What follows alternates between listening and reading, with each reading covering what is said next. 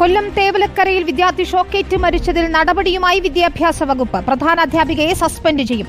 Management ചെയ്തില്ലെങ്കിൽ സർക്കാർ അത് ചെയ്യുമെന്ന് മന്ത്രി വി ശിവൻകുട്ടി പറഞ്ഞു. സ്കൂളിന്റെ ചുമതലയുണ്ടായിരുന്ന എഇഒയോടും മാനേജ്മെന്റിനോടും വിശദീകരണം തേടും. പൊതുവിദ്യാഭ്യാസ വകുപ്പ് ഡയറക്ടർ നൽകിയ വിശദമായ റിപ്പോർട്ടിന്റെ അടിസ്ഥാനത്തിലാണ് നടപടി.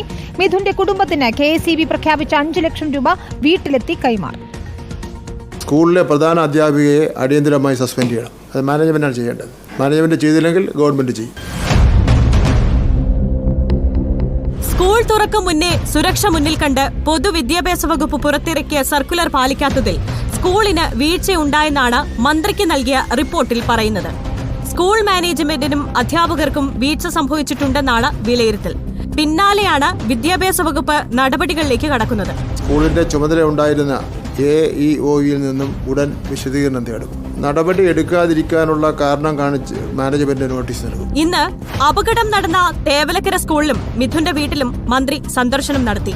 പലയിടത്തും മന്ത്രിക്കെതിരെ പ്രതിഷേധവുമുണ്ടായി. മിഥുന്റെ കുടുംബത്തിന് KSEB പ്രഖ്യാപിച്ച 5 ലക്ഷം രൂപ വീട്ടിലെത്തി കൈമാറി.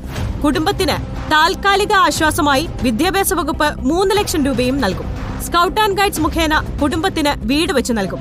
ഇളയ കുട്ടിക്ക് 12ാം ക്ലാസ് വരെ പരീക്ഷാ ഫീസ് അടക്കമുള്ള കാര്യങ്ങൾ ഒഴിവാക്കി വിദ്യാഭ്യാസം നൽകാനും തീരുമാനിച്ചിട്ടുണ്ട്. റിപ്പോർട്ടർ, തിരുവനന്തപുരം.